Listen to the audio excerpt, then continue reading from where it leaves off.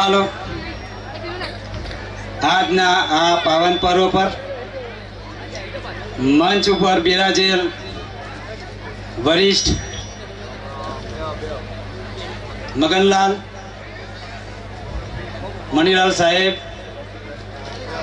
તેમજ મુખ્ય ભોજનના દાતાશ્રીઓ તેમજ રોકડ દાનના દાતાશ્રીઓ તેમજ મારા સમાજના બંધુઓ, ભાઈઓ તથા બહેનો, સન્માન તો અમારું થયું છે.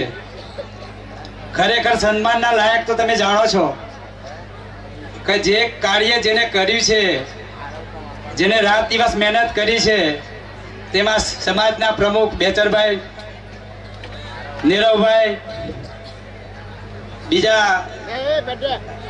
આ સમૂહ લગ્ન સમિતિના સભ્યો છે, તમામને હું નામથી નથી જાણતો, પણ ખરી મહેનત તો તેમની છે. અમે તો આ બહુમાન લીધું છે એક સામાન્ય દાન આપીને.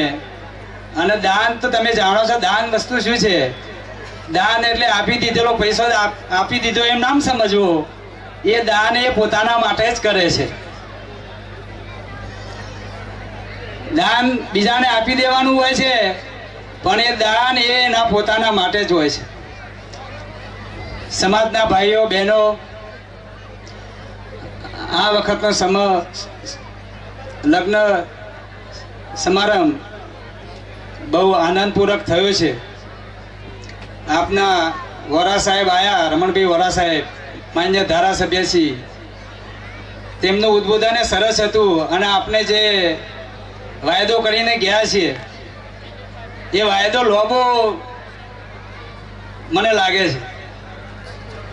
એટલે સર્વે જે સમિતિ છે, જે સમાજના આગેવાનો છે, તેમને વિનંતી છે કે જેમ બને એમ જલ્દી સમાજની વાડી બને. આપણા સમાજના તમામ ભાઈઓમાં વ્યક્તિગત પ્રગતિ થઈ છે, તમે જાણો છો. લગ્નના સમયમાં કેવો હતો અને હાલનો સમય કેવો છે, પણ એ વ્યક્તિગત તમારી પ્રગતિ છે, ઉન્નતિ છે. સમાજની ઉન્નતિ નથી ભાઈઓ. સમાજની ઉન્નતિ બીજા સમાજોમાં જુઓ તો ખબર પડે કે આપણે કઈ જગ્યાએ છીએ. બંધુઓ, આટલા વર્ષો થયા ફક્ત હોસ્ટેલ છે આપણા પાસે.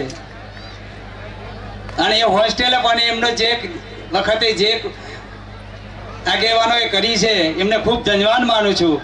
હવે નવયુવાનો બહુ ઉત્સાહપૂર્વક કામ કરે છે અને મને લાગે છે હવે ઉત્સાહથી આપણી વાડી થાય પોતાની, એવી હું આશા રાખું છું. સમાજ એટલે એક વ્યાખ્યા ગણીએ તો સમૂહ, પણ સમાજ એકબીજાના સુખ દુઃખમાં ભાગ આપે એને સમાજ કહેવાય. ઘણા સ્ટેટસ પર મૂકે છે કે ભાઈ હાથ ખેંચો, પગ ના ખેંચો, હાથ ખેંચો તો સમાજ આગળ આવશે. પણ ફક્ત સ્ટેટસ મૂકવા પૂરતું જ હોય છે. એટલે સાચા હૃદયથી હાથ ખેંચશો, સમાજ આપોઆપ ઉપર આવશે. ભાવના સારી રાખશો. વિશેષ તો કંઈ કહી ના શકું, મારું બોલવાનું કામ નથી. હું શિક્ષક નથી, નેતા નથી, મારું કામ અલગ છે. છતાં કંઈ બોલવામાં કંઈ મિસ્ટેક થઈ ગઈ હોય તો ક્ષમા કરજો. જ્ઞાતિ બંધુઓ, બીજી સમાજની ઉન્નતિ જોઈને આપણે આગળ થવું જોઈએ, હું તો એવું માનું છું. અને જે અગાઉ કીધું કે પગ ખેંચવા, એ 5% માણસો જ હોય એવા જે કામ ના કરતા હોય એ જ વાંક કાઢતા હોય છે. વચ્ચે એક સ્ટેટસ મૂકવામાં આવ્યું હતું કે ભાઈ સમાજના જવાબદાર થવું એટલે ટીકાના પાત્ર બનવું, પણ બધા ટીકા નથી કરતા ભાઈઓ. ટીકા કરવા વાળા ફક્ત 5% જ હોય છે. એ તો તમે જાણો છો કે આજે આ વડાપ્રધાન નરેન્દ્ર મોદીને ટીકા કરવા વાળા કેટલા છે, પણ એ એમના કામ મૂકે છે. એટલે મારા ભાઈ નીરવભાઈને બહુ ઉત્સાહપૂર્વક કામ કર્યું છે. ટીકાઓ ગણકારતા નહીં, આગળ તેવી રીતે કામ કરજો. સમિતિને પણ હું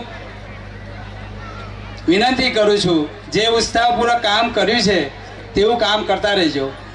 બીજું મિત્રો, જે આપણા સમાજના જે ક્ષેત્રમાં છે એ પોતાના ક્ષેત્રમાં પોતાના ભાઈ બંધુ, જેને જ્ઞાતિ બંધુ છે, એને મનથી એટલું રાખજો કે સંબંધી છે એવું નહીં સમજતા. ફક્ત જ્ઞાતિ બંધુ હોય તો એનો સહકાર આપજો, જે ક્ષેત્રમાં હોય.